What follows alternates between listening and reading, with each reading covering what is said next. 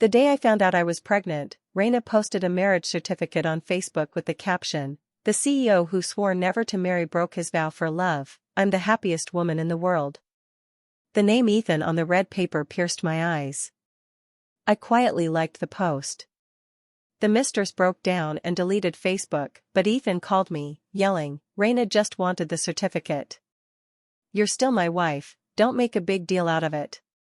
I smiled silently, terminated the pregnancy, and left the Fu family. Touching my flat belly, tears welled up in my eyes. I knew the baby was only a month old, not even the size of a bean sprout. Yet my sorrow was uncontrollable. Ethan's birthday was 7 days away. I had planned to surprise him with the news, "You're going to be a father." But now, there's no need. Looking back over the past 2 years, my mother-in-law once said, "Ethan may oppose marriage, but once you bear his child, he won't let his flesh and blood be left out. He'll marry you." So I endured 2 years of ovulation shots and clung to Ethan in hopes of conceiving. But all that effort was in vain. He married Raina, and my child became an illegitimate nobody, a disgrace. At 9 p.m., Ethan came home unusually early. He pulled a bracelet from his pocket and put it on me himself. "Bought this just for you. Do you like it?" he asked. Looking at the green clover bracelet on my wrist, I opened my mouth but swallowed my words. 2 days ago, L Brand launched a 5 million yuan ruby necklace. The free gift was this 1,000 yuan clover bracelet. "Don't overthink it," Ethan said as he, uncharacteristically, pulled me into his arms, his head nuzzling my neck. Raina attended a friend's wedding today, got sentimental, and felt her life was incomplete without a marriage certificate. So she asked me to help her fill that gap. "It's just a piece of paper, nothing important." I did it without thinking. "But don't worry, we're innocent. You're still the woman I consider my wife." Ethan has always been emotionally distant. This was the first time he spoke so much to me in one breath, and it was all for another woman. I struggled out of his arms and turned toward the bedroom. My coldness annoyed him.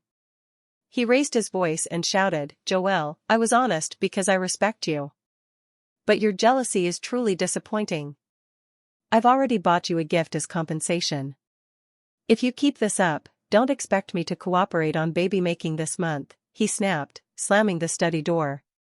At that moment, I felt that the love I had begged for over 3 years was worthless. After a sleepless night of deliberation, I decided to take a chance and tell Ethan about the pregnancy.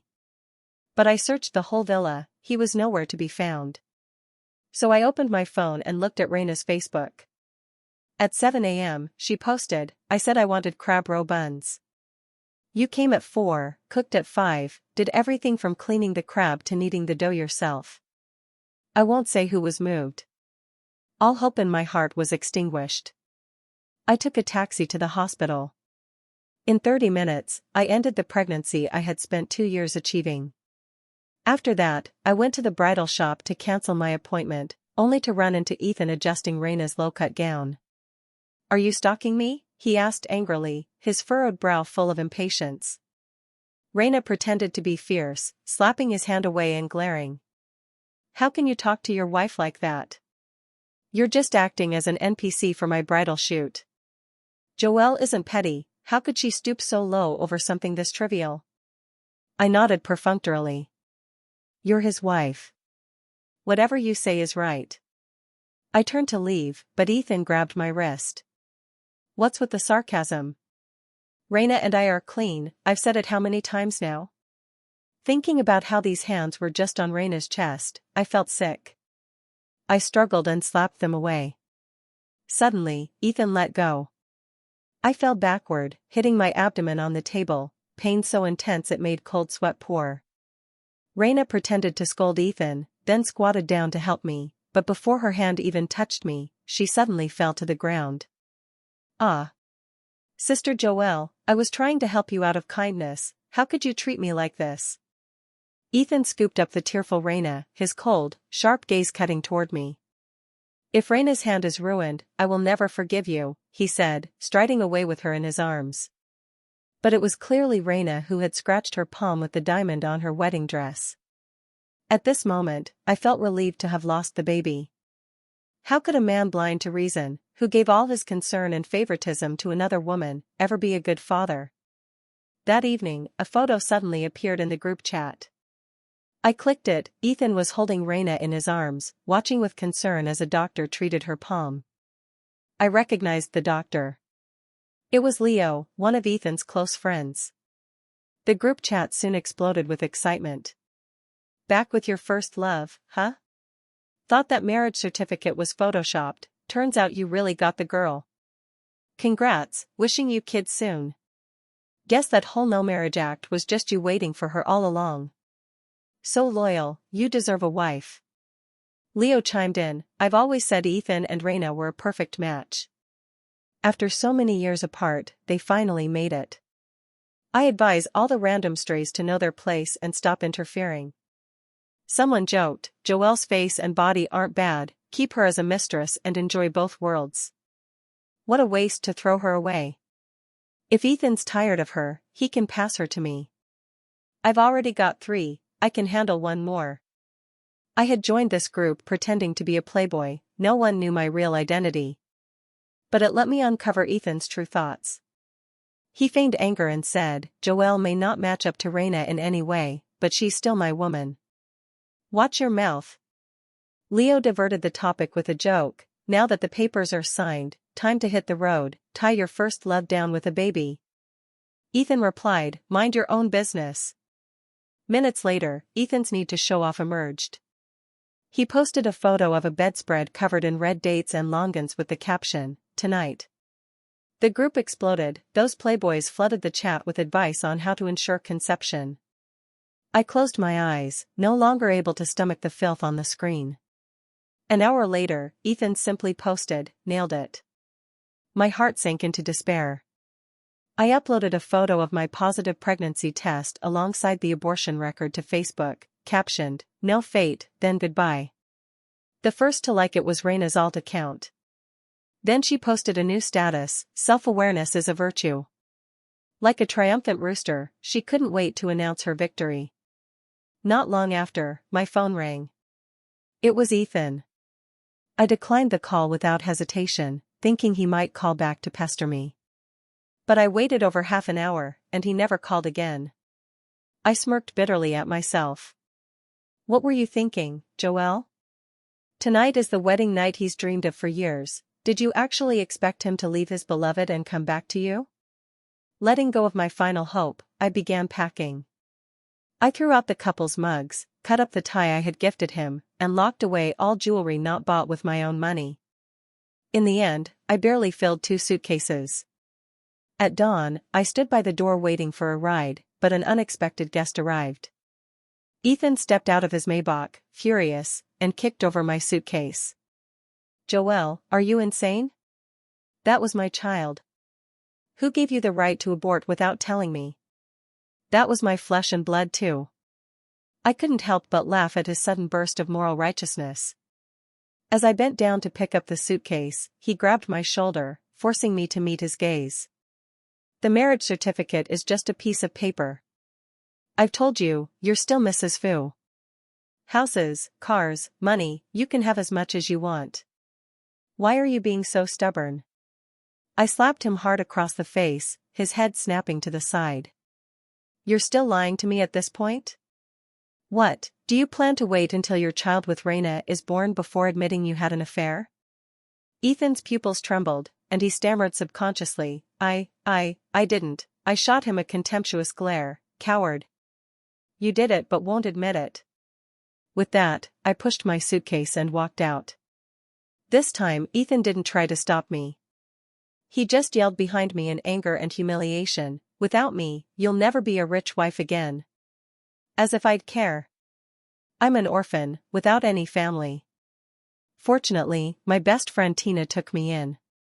When she found out Ethan refused to register our marriage using the excuse of being anti-marriage, only to later marry Raina to fulfill her wish, she cursed his entire family. She even tapped my forehead and lectured me, I told you long ago, no man is truly anti-marriage.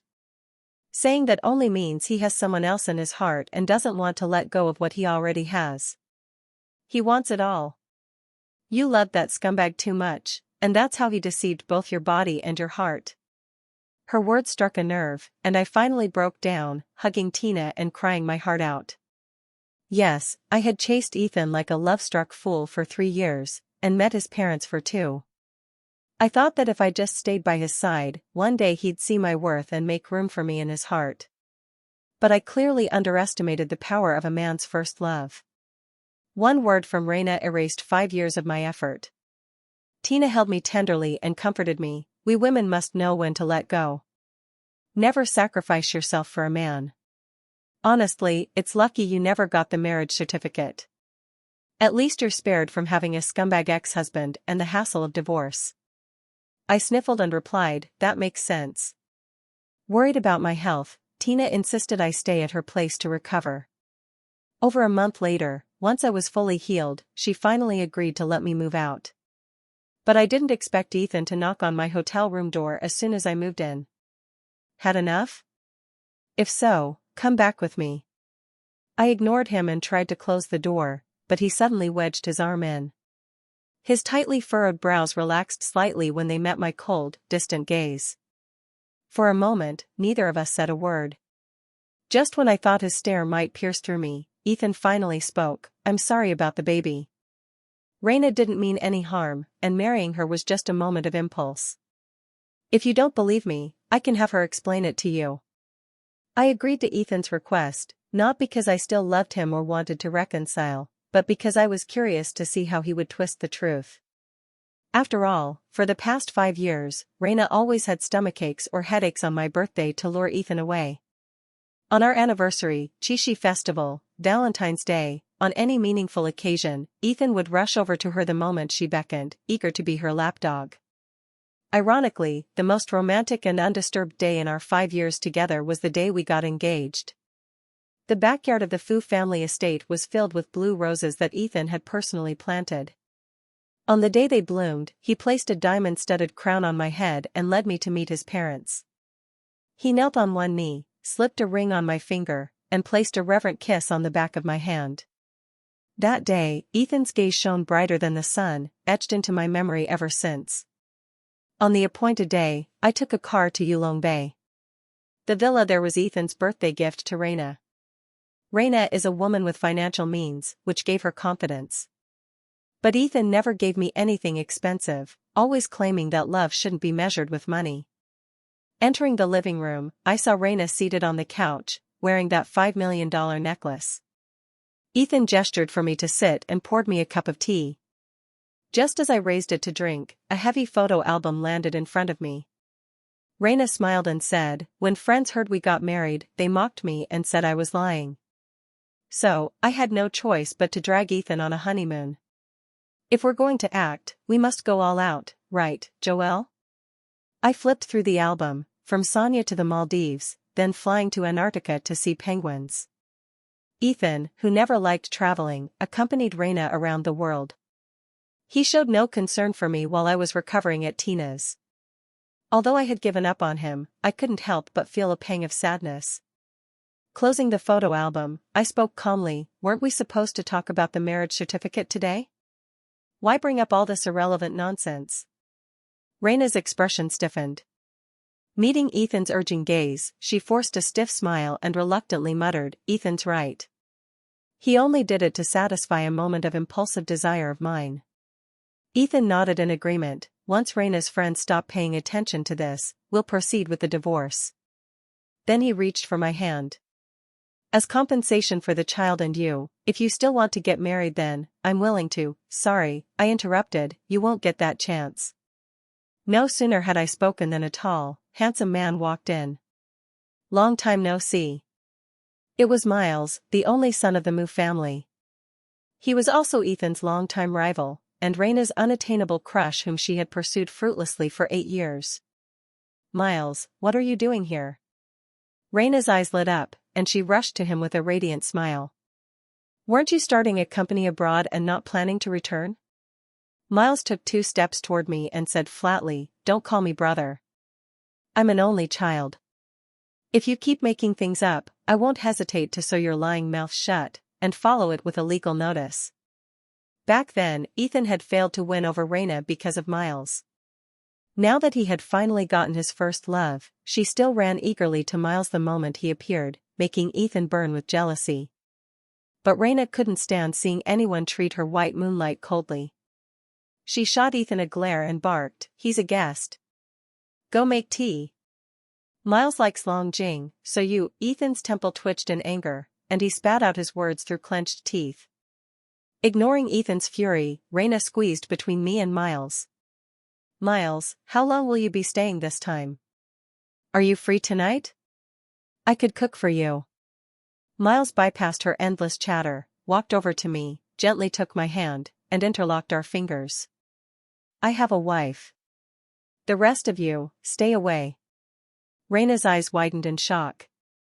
Ethan was momentarily stunned, then stared at our joined hands and sneered with disdain.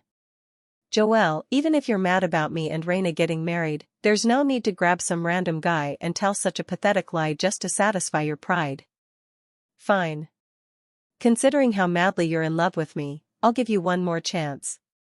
Come back to me, and I'll forgive your tantrum." Though I had long lost hope in him, his arrogant confidence and condescending tone still left a bitter taste in my chest. I took a deep breath, ready to retort, but Miles beat me to it. "Who the hell do you think you are, telling Joelle what to do? Dressed like a decent man but speaking nonsense, don't have a mirror? Then piss in a puddle and take a look. That ridiculous confidence of yours is disgusting, like a greasy sleazeball." Ethan had never been humiliated like that before. He immediately swung a punch. "I'm talking to my woman, who the hell asked for your opinion?" Miles released my hand, and the two men began brawling. "Can't understand plain language? Joelle and I are legally married. You don't even qualify as her ex-husband." Soon, Ethan was bruised and battered, though Miles didn't come out unscathed either. Blood was seeping from the corner of his mouth. Raina was frantic and rushed forward, wrapping her arms around Ethan's waist. "Ethan! Are you crazy? If anything happens to Shuriwa, I'll divorce you and make you pay dearly." Ethan's eyes blazed with fury as he roared and shoved Raina aside. "You love him? Then what did all these years I spent on you mean?" Miles stood up without hesitation and replied, "Tough luck for you." Ethan completely lost control. He overturned the table, smashed vases, and wrecked everything in the living room. Eyes red with rage, he shouted for everyone to get out. Raina tried to get into our car to leave, but Miles mercilessly locked the doors. As we drove off, I saw through the rearview mirror the burning jealousy in her eyes, as if she wanted to burn a hole right through me. Sorry, I didn't expect Ethan to get violent. While waiting at a red light, I took out the first aid kit from the car and dabbed the corner of Miles's mouth. "It's just a small wound, don't worry." I felt a bit of regret. If I had known Ethan would go this crazy, I would never have agreed to the contract marriage. Miles's expression grew serious, and his tone turned urgent. "Don't overthink it. Since I proposed this deal, I can handle the cost." He pulled out a piece of chocolate from somewhere and handed it to me. "Cheer up. At least today wasn't for nothing." It created a rift between Ethan and Raina. After a pause, he looked at me with some concern. "It's just, I'm worried Ethan won't believe we're really married. To sell the act completely, maybe you should stay at my place for a while." Miles made a fair point, so I didn't refuse. Nearly 2 months later, I moved back into the luxurious villa. As I rolled on the large bed, everything still felt a little surreal. Half a month ago, I was job hunting, planning to return to being a designer. I had even submitted a resume to the MU group. I never expected Miles to personally fly back from abroad and serve as the interviewer. The moment he heard me say I was single, his eyes instantly lit up. 2 days later, he asked to meet at a cafe. His expression was a bit sad. "This is your offer letter. You can start after you've fully recovered." It seemed he had investigated the entire entanglement between Ethan and me. I was surprised and couldn't help but ask, "Aren't you afraid this is a ruse between Ethan and me to infiltrate your company and steal trade secrets?" Miles gave a faint smile. His dark eyes sparkled like stars, impossible to look away from. He said, "Joelle, you're not someone who would ever do that." My heart pounded in my chest. Ethan had once warned me, Miles is a smooth-talking womanizer. He's got tricks for every woman. Stay away from him, or you'll end up cheated and still counting his money. But after a few days of contact, I found that statement to be untrue. Miles was charming, humorous, and genuinely kind, not at all the playboy he was made out to be. When I silently cried over love once again, he offered to help me make Ethan regret everything. And so, I finally got the marriage certificate I had longed for, but not with Ethan, with his sworn rival. In return, I was to help Miles secure a year-long design contract with the W Group. After moving into the villa, Miles and I lived and ate together. I even got a ride to the office with him each morning.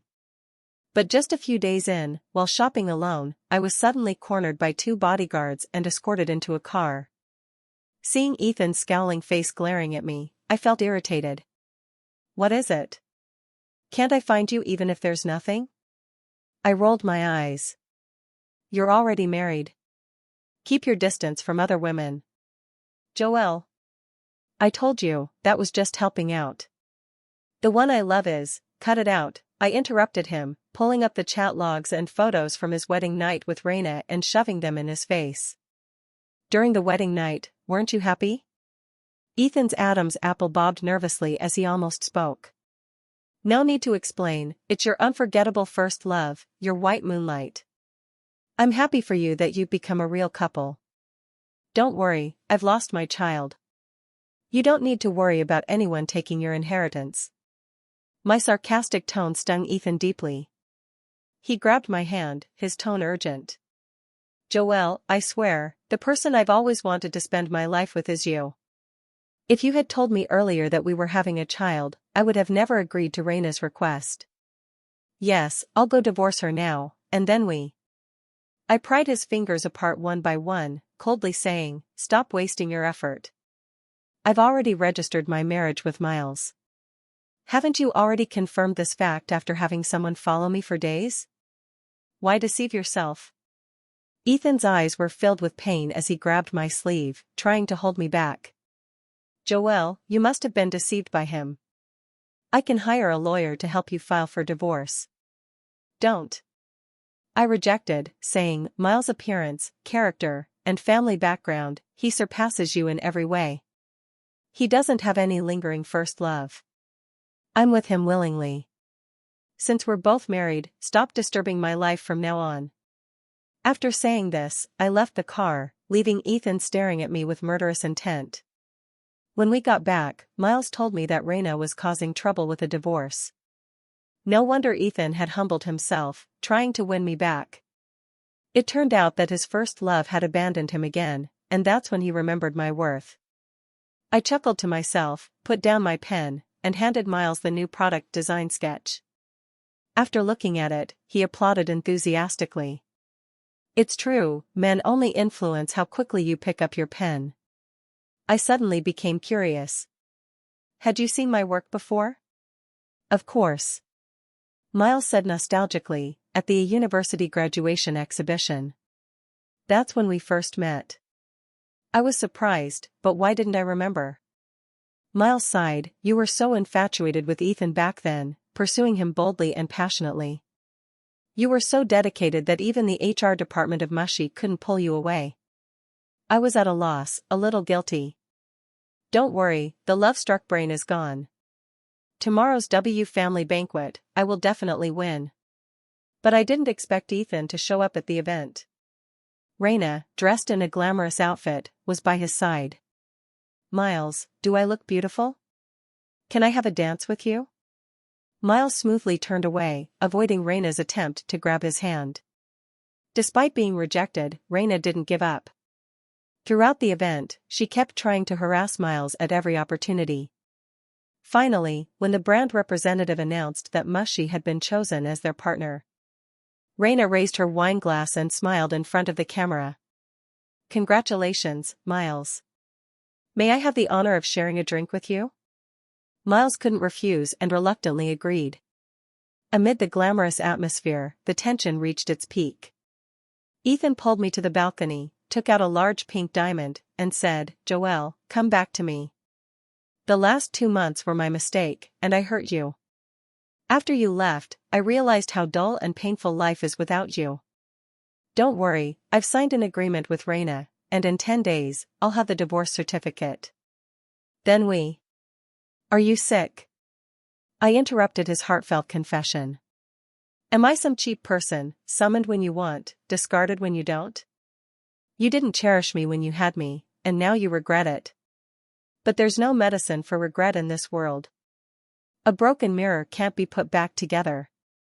You should go and live well with your first love." Unexpectedly, Ethan suddenly moved closer and wrapped his arms around my waist, trying to kiss me. "Joelle, you're mine. You said you loved me, how can you say you don't love me now? Are you crazy?" I slapped him across the face. But he stubbornly cupped my face. Just as he was about to kiss me, I bit his chin.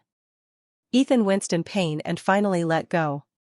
I leaned against the railing, my stomach churning. I gagged, tears welling up in my eyes. Ethan stared at me with bloodshot eyes. "Joelle, do you really despise me this much?" I struggled to rise, my face devoid of any good expression. My body was filthy, my heart was filthy too. Shouldn't I despise myself? I didn't know which word had provoked Ethan. Suddenly, he burst into laughter, his expression becoming deranged. "Disgusted by my filth? Do you think Miles is any better?" I suddenly became alert. "What did you do to Miles?" Ethan didn't respond, only giving me a sinister smile. I immediately felt uneasy and ran toward the banquet hall, lifting my skirt. But the door was locked from the inside. No matter how much I knocked and shouted, no one came to help. It was useless. "Even if you arrive now, they've already sealed the deal." I was both anxious and furious. In my desperation, I grabbed the fire extinguisher from the corner and smashed it straight into the glass door. Ethan tried to grab it. I quickly twisted the valve and sprayed the dry powder at him. "Joelle, how could you treat me like this for another man?" I broke through the glass door and ran inside without looking back.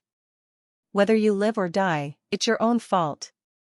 I searched every room, my nerves more tense than ever.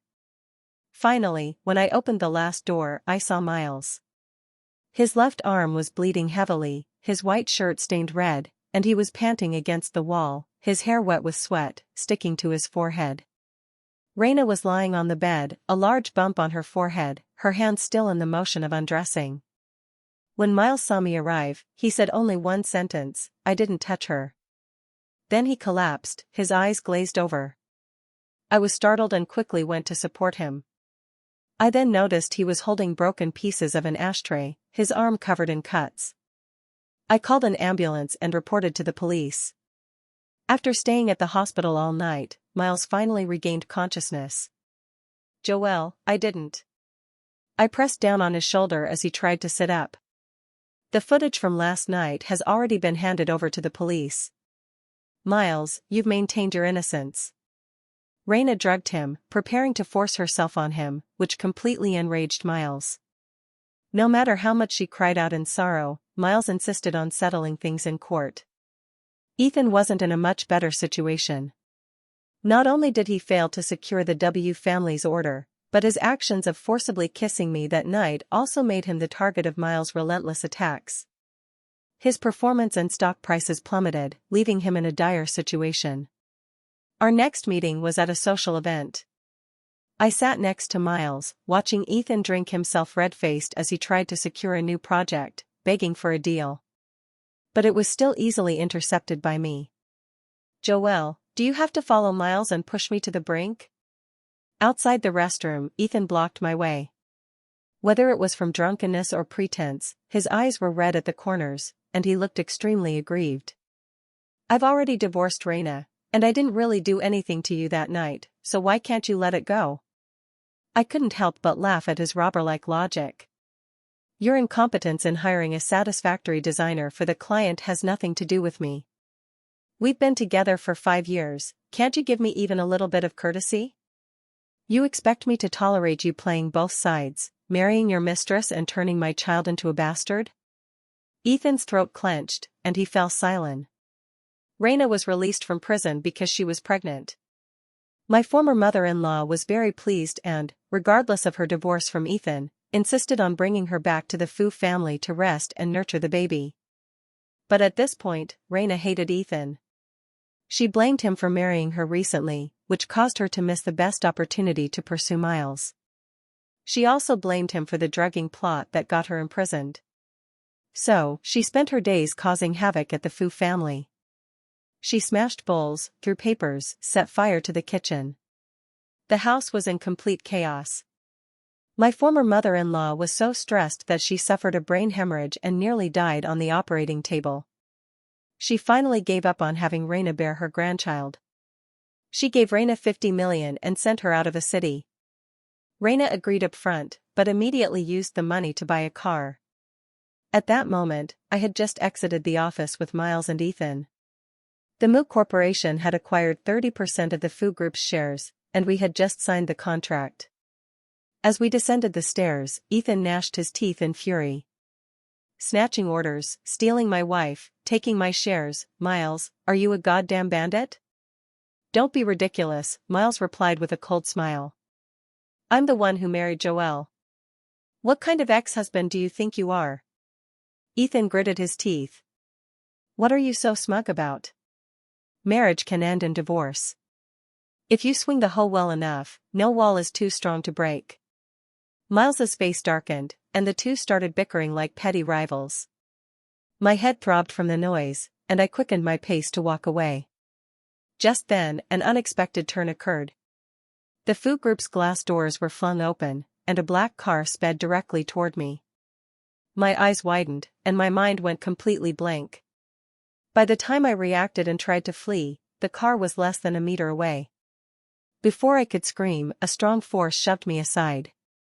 Two figures, one in black, one in white, flashed before my eyes and disappeared just as quickly. With a thunderous crash, the car slammed into the wall and came to a halt.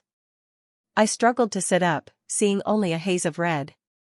Ethan lay in a pool of blood, eyes wide open, staring in my direction. Miles hadn't fared any better. He had been thrown into the air and tumbled several times before passing out. That day, the sound of sirens echoed in my ears. Ethan's white shirt was redder than roses. Miles's black suit remained its color, but blood dripped from it incessantly. Both were rushed to the ICU, but only one emerged alive. At Ethan's funeral, his former mother-in-law fainted from grief several times. She had Raina dragged from the hospital, broke her leg, and forced her to kneel and kowtow before Ethan's body. I pushed Miles in his wheelchair, and we each laid a bouquet at Ethan's grave. Staring at the photo on the headstone, my heart churned with sorrow and regret. I suddenly remembered what Ethan had said 3 days earlier when he pleaded to reconcile. Joelle, if I die to atone for our child, would you forgive me? I hadn't answered him then, unsure of what to say. But now, even after he saved me, I still couldn't bring myself to utter forgiveness. I had wanted to tell him, I'd rather you lived to atone, even if there was no love. After all, life is precious. He shouldn't have lost his only chance to survive because of someone as deranged as Raina. Raina was beaten half to death and then thrown into the police station by Ethan's mother. With the Fu family's special attention, her remaining life likely won't be easy. As for me, I had planned to go through with our agreement to divorce. But Miles kept complaining about his leg pain, saying he needed someone to help with rehab. Every time I looked into his teary, peach blossom eyes, I swallowed the words of rejection. That noon, I personally cooked a table full of his favorite dishes. Why aren't you eating? Is this a farewell meal? Miles asked gloomily. I chuckled and placed a chicken drumstick in his bowl. What are you thinking? It's just a celebration of your recovery. Really? Of course. Yet Miles still seemed nervous, glancing at me with every bite. Seeing how tense he was, I finally relented. Actually, I think this arrangement marriage isn't bad. We don't dislike each other, maybe we could give it a real try. Miles's eyes lit up instantly. He even forgot about the chicken, so happy that his eyes turned red. "Hey, why are you crying?" "I'm not, I'm just happy." Miles stood, retrieved a document from the safe. "Joelle, rest assured, I promise you'll be my only woman for life. If I ever cheat, I'll leave with nothing." He laid out the agreement he had long prepared and handed me a pen. "I trust you," I said. But Miles insisted, gently taking my hand to press my fingerprint onto the document. "I want to give you a sense of security, in my own way." I chuckled and let him be. 3 years later, I gave birth to a daughter. Though Miles became a doting father, he always put me first. After marriage, we never once quarreled. Life was peaceful and pleasant. No matter the occasion, Miles always wore his wedding ring and maintained clear boundaries with women, never even a hint of ambiguity. Many vain women tried to seduce him, but despite all their efforts, they never managed to make the slightest crack in our relationship. Gradually, Miles's name was blacklisted by the elite wives training groups. He was quite proud, claiming he had perfect husband ethics. Indeed, if you are to love someone who is already a good person. Only then can you grow old together in harmony.